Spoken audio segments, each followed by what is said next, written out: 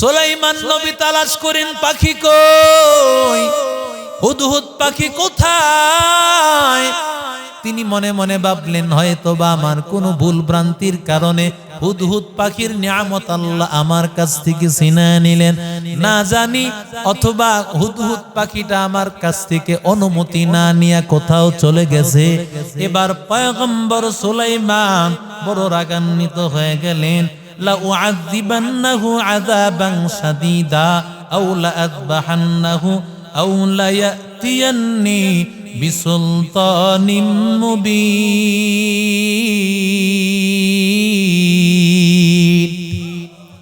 সুলাইমান নবী বলেন তারে আমি শক্ত শাস্তি দিব। আও লা আযবাহান্নাহু, শক্ত শাস্তি দিব মানে কেমন? আমি তার পাখাগুলো আমি ছিঁড়ে ফেলবো, প্রত্যেকটা পাখা পশমগুলো আমি ছিঁড়ে ফেলবো। আওলা আযবাহান্নাহু, অথবা 2 নম্বর শাস্তি আমি তাকে জবে করে ফেলবো।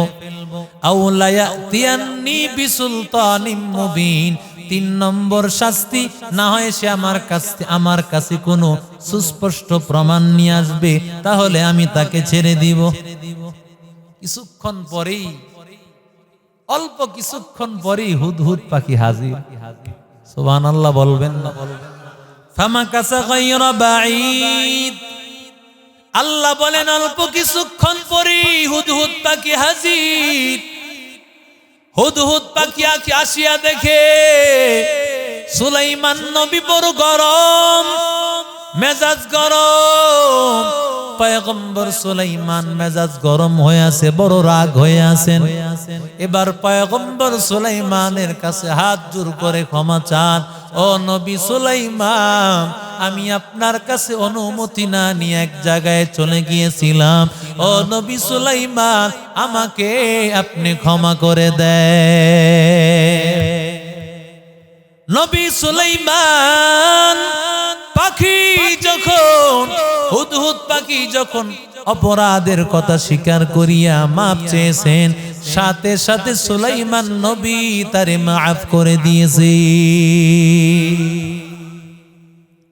এবার হুদহুদ পাখি বলেন ফাকালা হাত্তু বিমা লাম তুহিত বিহি ওয়াজিতুকা মিন সাবাইন বিনাবাই ইয়াকিন।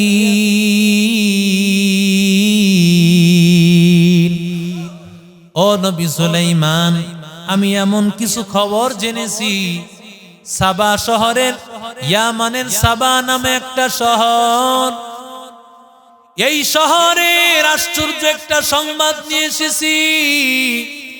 যেই শহরের খবর আপনার নাই, আপনার এলাকায় থাইকা, আপনার অধীনের শহর, ওই এলাকায় থাকিয়া আপনাকে মানে না, আপনার বিরুদ্ধে তারা ক্ষমতা নিজেরা পরিচালনা করে, নিজেরা তারা ক্ষমতা চালায়, আপনাকে নবী মানে না।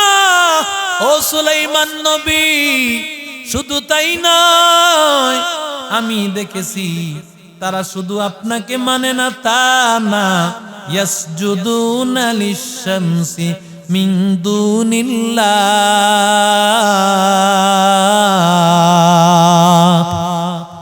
ওরা আল্লাহ ছাড়া সূর্যের পূজা করে, বিভিন্ন মূর্তির পূজা করে। ও পয়গম্বর সুলাইমান, এমন একজন মহিলা নারীকে সেখানে রাজত্ব চালাইতে দেখেছি। ইন্নী ওয়াজাদতু ইমরাআতান তামলিকুহুম ওয়া উতিয়াত মিন কুল্লি শাই ওয়া লাহা আরশুন আযীম।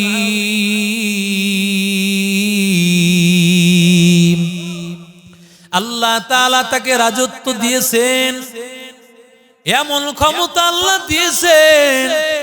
পয়গম্বর সুলাইমান, আপনি জানেন না তার 12,000 মন্ত্রী তার সাথে আছে। আমাদের দেশে মন্ত্রী কত? 1000? কথা কয় না? হ্যাঁ, 50-60 জন মন্ত্রী। আর রানী বিলকিসের মন্ত্রী কয়জন? কথা কয় না? 12,000 মন্ত্রী। একজন মন্ত্রীর সাথে আবার 1000 বডিগার্ড। কত বড় ক্ষমতাওয়ালা রানী বিলকিস ও পয়গম্বর সুলাইমান আপনাকে বাদ দিয়া রাজত্ব চালাইতেছেন, শুধু তা না আল্লাহকে বাদ দিয়া সূর্যের পূজা করে। কি বলেন? আমাদের কোন প্রধানমন্ত্রী যদি জানতো ঈশ্বরগঞ্জের মানুষ প্রধানমন্ত্রীরে মানে না, এই সুন্দর রাস্তা থাকতো বুঝি? কথা কয় না। এই যে সুন্দর গাড়ি দিয়ে আইসা বললাম, এই রাস্তা না খাল বানায় ফেলতো? কথা কয় না। কারণ এটা আমি দেখছি, রাগ করেন না, অনেকে দলীয় লোক থাকতে পারেন, এটাই নিয়ম। যার সাথে যার মহব্বত তার সাথে মহব্বতের কারবার হয়। এমনও এলাকা পেয়েছি যে এলাকায় গাড়ি মাশাআল্লাহ দিলে গাড়ির 12টা বাজ্যা যায়। এমন ঢাকারও কাছে কিছু এলাকা আছে, আবার প্রত্যন্ত অঞ্চল এমন পেয়েছি রাস্তাঘাট অনেক সুন্দর, কারণ হলো সরকারের সাথে সম্পর্ক ভালো। কথা কোন ঠিক না বেঠিক? আমরা তো মাননীয় প্রধানমন্ত্রীকে ভালোবাসি।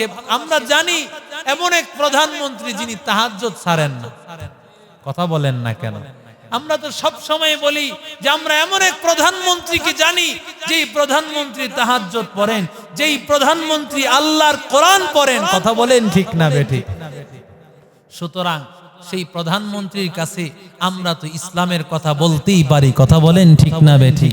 এজন্য আমাদের ভয় নাই, আমাদের আলেম ওলামারা ভয় পায় না। জেলখানায় নিয়েছে আলেম ওলামারা, সেই জেলখানার ভয়ে কি কোরআনের কথা ছেড়ে দিয়েছে? কথা বলেন না কেন? কারণ এই দেশ কোরআনের দেশ, এই দেশ আলেম ওলামার দেশ, এই দেশ মসজিদের দেশ। ইসলামকে বাদ দিয়ে, কোরআনকে বাদ দিয়ে দ্বিতীয় কিছু কল্পনা করা বোকামি ছাড়া কিছু না। কথা বলেন ঠিক না বেঠিক? এদেশে যা কিছু করবা কোরআন মেনে, হাদিস মেনে, আলেম ওলামাকে নিয়েই করতে হবে। কথা বলেন ঠিক না বেঠিক? তুকু যাও সুন্নতে আহমদ কুজা বা মুহাম্মদ কই বুয়াত নিসবত তোরা কারে শাইত মি কুনি নামত ওয়ালি গরওয়ালি লানতাস্তাই বরওয়ালি হম সুরাতো হম সিরাতে মুস্তাফা দর তামামি হালে ও কুন ইত্তিবা সুন্নতে খৈরুল বশর গিরে লাজম তাবুয়াবি আই পেশার। এবার সুলাইমান নবী শুনিয়া রাগান্বিত হইয়া ওই রানী বিলকিসকে খতম করে দিবেন না, না, কারণ নবীরা উগ্রবাদী না, নবীরা আগুন দিয়া জ্বালায় না, পোড়ায় না। নবীর ওয়ারিস আলেম ওলামারাও কোনদিন উগ্রবাদী না। কথা বলেন না কেন? যেই আলেম ওলামারা এমন, আমাদের হারদির হযরত বাংলাদেশে আসছেন, বাংলাদেশে সফর করতে যখন একবার আসছেন, আল্লাহর বুজুর্গ বান্দা ওযু করার জন্য যখন বসলেন, তখন আল্লাহর বান্দা ওযুর জায়গাটা, ওযু করবেন জায়গাটা রাখি আর একটু সামনে চলে গেলেন। ওই জায়গায় ওযু করবেন না, না, সেখান থেকে আরো সামনে চলে গেলেন, সেখানে ওযু করলেন না। আরেকটা জায়গায় গিয়া সেখানে তিনি ওযু করলেন। আল্লাহর বান্দারা জিজ্ঞাসা করেন, হযরত আপনি ওযু করবেন, দুইটা জায়গা পরিবর্তন করিয়া তৃতীয় জায়গায় কেন ওযু করলেন? আল্লাহর বান্দা ডাক দিয়া বলে, রে গোলাম, ও আমার মুরিদেরা ভালো করে শোনো, আমি যখন ওযু করার জন্য প্রথম জায়গায় বসেছি, ওযু করার জন্য যখন বসলাম, আমি তাকাইয়া দেখি একটা পিপিলিকা আমার সামনে হাঁটতেছে। আমি ওযু করলে ওই পানি দিয়া পিপিলিকা কষ্ট পাবে, পিপিলিকা হয়তো মারা যাবে, এই জন্য আমি আরো সামনে চলিয়ে গেলাম। সেখানেও গিয়া দেখলাম পিপিলিকা গুলো হাঁটা চলা করতেছে, আমি সেখান থেকে উঠিয়া গেলাম। তৃতীয় জায়গায় আমি পিপিলিকা পাইলাম না, সেখানে গিয়ে আমি অজু সারলাম। আমাদের যেই বুজুর্গরা আল্লাহর ভয় একটা পিপিলিকাও মারতে ভয় পায়, ওই বুজুর্গরা বুঝি, ওই আলেম ওলামারা বুঝি গাড়ির মধ্যে আগুন লাগায়া দিবে, মানুষ হত্যা করবে। ঠিক কিনা বলো? কি অপবাদ দাও? সুলাইমান নবী উগ্রবাদী না? সুলাইমান নবী এবার একটা চিঠি পাঠাইলেন। পয়গম্বর সুলাইমান চিঠি পাঠাইলেন, ইন্নাহু মিন সুলাইমান ওয়া ইন্নাহু বিসমিল্লাহির রহমানির রহিম।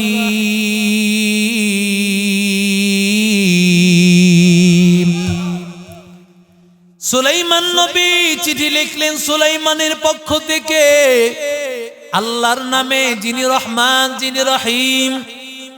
আল্লাহ তাআলা আলাইয়া ওয়া আতুনি মুসলিমিন।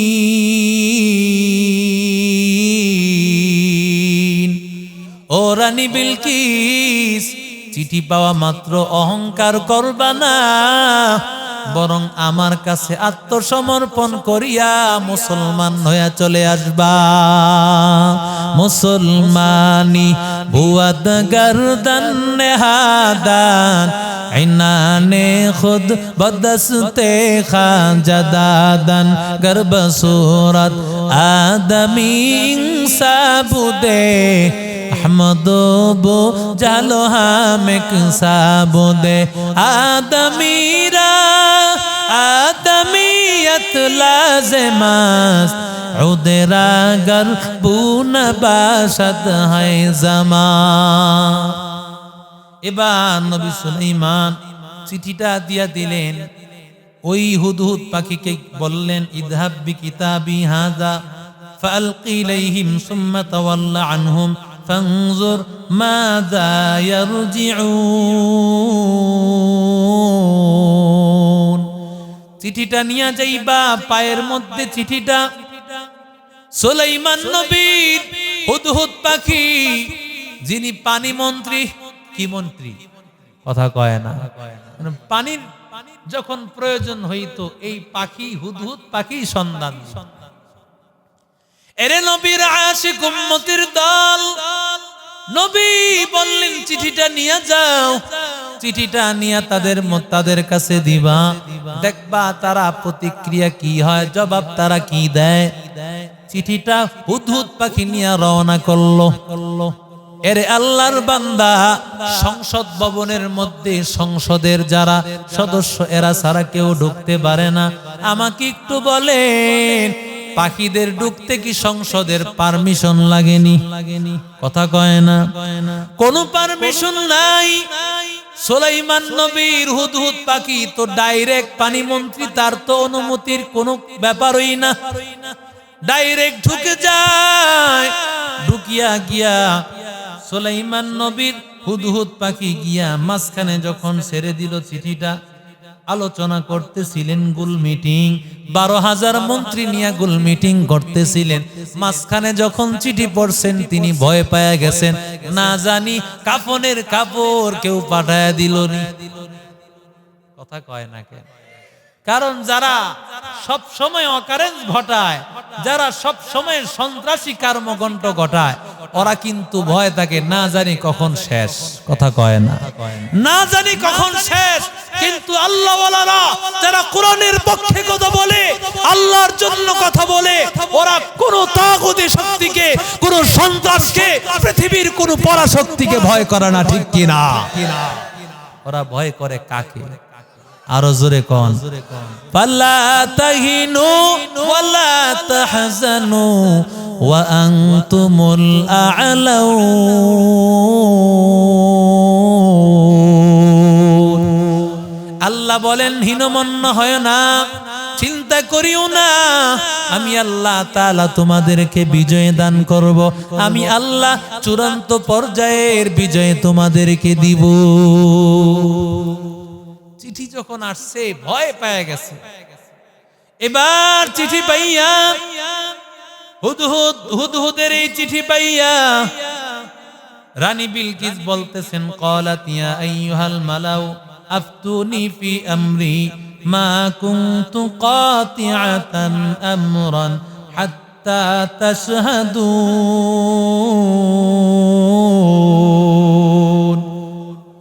কয় তোমাদের কাছে পরামর্শ চাই, তোমাদের পরামর্শ না নিয়ে কোনো কাজ করি নাই, কারণ তোমরা আমার মন্ত্রী, তোমাদেরকে নিয়ে সব পরামর্শ করেছি, আমাকে একটু পরামর্শ দাও। সুলাইমান নবী এই চিঠি পাঠাইছেন, আমরা কি করতে পারি? এবার নাস্তিক যারা আছে ওরা বলে, ক্বালু নাহনু উলু কুওয়া ওয়া উলু বাসিন শাদীদ, আমরা বড় পাওয়ারফুল ক্ষমতাওয়ালা, আমরা র‍্যাব আছে, চিতা আছে, কুবরা আছে, পুলিশ আছে, সেনাবাহিনী আছে, কত বাহিনী আছে, চিন্তা করেন কেন? আমাদের শক্তি কম নাকি? কথা কয় না, আমাদের শক্তি কি কম? না না, আমরা তাদের বিরুদ্ধে লড়াই করব, আপনি শুধু অর্ডার দেন। ওয়াল আমরু ইলাইকি ফানজুরি মাযা তা'মুরিন, সিদ্ধান্ত দেন আপনি, আপনি শুধুমাত্র অর্ডার দিবেন। অর্ডার দিতে দেরি হবে, আমরা আদেশ পালন করতে দেরি হবে না।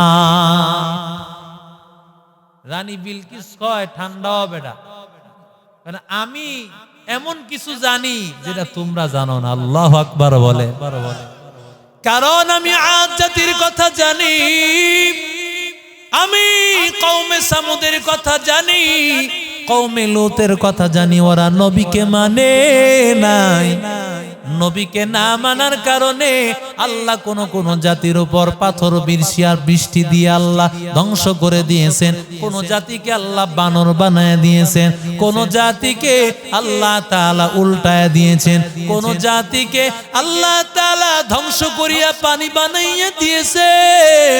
আমার আল্লাহর ক্ষমতা, নবীদের সাথে বেয়াদবি চলে না, নবীর ওয়ারিস আলেম উলামাদের সাথেও বেয়াদবি চলে না, নবীর সাথে বেয়াদবি চলে না। এই কথা বলছে যখন নাস্তিকরা তো কয়, বুঝি ও হুজুরের দলে যোগ দিছেন আপনি না? এই কথা বইলা আস্তিকেরা বের হয়ে গেছে। মিস্টার ইবলিস চিন্তা করছে, কিরে রানী বিলকিস বুঝি সুলাইমান নবীর দলে চলে যাইব? এটা তো হইতে দেওয়া যাব না। এখন সরাসরি বেশ ধরে গেলে, সরাসরি শয়তান আসল রূপ ধরে গেলে তো ধরা খায়া যাইব।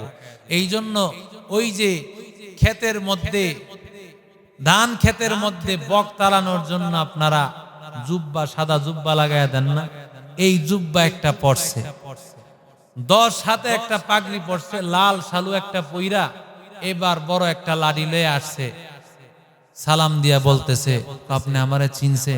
না, তোমারা তো চিনলাম না। আমি না বড় মাঠের ইমাম সাহেব, সোলাকিয়া মাঠের ইমাম সাহেব। বলে, হ্যাঁ বড় ইমাম না বড় শয়তান? বড় ইমাম। ভালো কথা, আসছো কি কারণে আসছো? এখন ইমাম পরিচয় দিয়া, এমন পরিচয় দিয়া লেবাসধারী সমাজের মধ্যে মানুষের ঈমানকে ধ্বংস করে, সমাজের মধ্যে এমন আছে না নাই? লেবাস দুইরা সুন্দর, এত বড় পোশাক আসছে, আয়েশা বলতেছে, কয় আপনি মুসলমান হবেন, কোনো আপত্তি নাই, মুসলমান হন, তবে যার কাছে মুসলমান হইতে যাইতেছেন সে আসল না নকল একটু যাচাই করা দরকার। সুলাইমান নবী, রানী বিলকিস চিন্তা করলেন, কথাটা তো একবারে খারাপ বলে নাই, যদি যাচাই করি সমস্যা কোথায়, যাচাই করে দেখি একটু। তো সে পরামর্শ দিছে, কি যাচাই করবা? তো ঘুষ পাঠাও। আমরা বলি হাদিয়া, এটা সমাজের মধ্যে ঘুষ, এখন তো আর ঘুষ নাই, এটা আমাদের একটু খরচপাতি আছে। কথা কয় না, সারদের কিছু খরচপাতি আছে। ওদিন একজন বলতেছে, হুজুর 10টা লাখ টাকা খরচপাতি করে, সব বলে এক খরচ হয়ে যাব। কত বড় পেট চিন্তা করেন একটু, এক খরচ লাগবে 10 লাখ, একটা লোক চাকরি নিবে, তো এই খরচ লাগবে। কয় কিছু টাকা পাঠান, যদি সে নবী হয় তাহলে তো এই ঘুষ নিবে না, আর যদি নবী না হয় ঘুষ নিবে। পরামর্শ ভালোই দিছে। রানী বিলকিস চিন্তা করছে আমি এর সাথে আরেকটু কিছু বাড়াই, 100 ছেলে 100 মেয়ে, ছেলেদেরকে মেয়ের পোশাক, মেয়েদেরকে ছেলের পোশাক। মাশাআল্লাহ, কি বলেন, ঠিক না বে ঠিক? ছেলেদেরকে যখন মেয়েদের পোশাক, এখন সমাজে তো আছে, আছে না নাই? জোরে কোন। আবার মেয়েরা ছেলেদের পোশাক পরে, আছে না নাই? জোরে কোন। আকর্ষণ নাই মনে হয়, কথা কোন। এই পোশাক পরলে তো আকর্ষণ হয় না, হয়? জোরে কোন। এই আকর্ষণীয় পোশাক, চিন্তা হলো এই পোশাক দিয়া যদি কোন রকম আকর্ষণ করা যায় তো নবী সুলাইমানের ঈমান আমল সব শেষ হবে। দেখি এই কৌশল অবলম্বন করা যায় কিনা। যাদেরকে আল্লাহ নবী বানাইছেন ওদেরকে তো মাসুম বানাইছেন কে? আল্লাহ মাসুম বানাইছেন, ওদেরকে ধোঁকা দেওয়ার কোনো রাস্তা নাই। এবার নবী সুলাইমানের কাছে পাঠাইবেন, একজনের কাছে 5টা স্বর্ণের ইট হাদিয়া দিছেন, কয় তুই এই 5টা স্বর্ণের ইট হাদিয়া নিয়ে যাবি। আরেকজনের কাছে 5টা রূপার ইট হাদিয়া দিছেন, এইটি হাদিয়া দিবে। কি দিবে? কষ্ট হইতেছে আপনাদের। এই হাদিয়া নিয়ে পাঠাইছে। ওদিক দিয়া হুদহুদ পাখি তো খবর নিয়ে গেছে, হুদহুদ পাখি খবর নিয়ে গেছে আপনার কাছে হাদিয়া পাঠাইতেছে। কি হাদিয়া? 5টা স্বর্ণের ইট, 5টা রূপার ইট নিয়ে আপনার কাছে পাঠাইতেছে। ও তাই নাকি? বলে হ্যাঁ। ও 30 মাইল রাস্তা স্বর্ণ দিয়া বান। সুবহানাল্লাহ কন না। 30 মাইল রাস্তা স্বর্ণ দিয়া বানাও। স্বর্ণ দিয়া 30 মাইল রাস্তা বানাইছে। এবার রাস্তার 2 পাশে অভ্যর্থনা জানানোর জন্য কাউকে দাঁড় করানোর দরকার আছে না নাই? সুলাইমান নবী চিন্তা করলেন, ওরে অভ্যর্থনা কিভাবে জানাইবেন? ওরা তো মানুষ না, কারণ ওরা আল্লাহর হুকুম মানে না। যারা আল্লাহর হুকুম মানে না ওরা হাইওয়ান, জানোয়ার। আল্লাহ বলেন ওয়ালাকাদ যারানা লিজাহান্নামা কাসীরাম মিনাল জিন্নি ওয়াল ইনস লাহুম কুলুবুল লা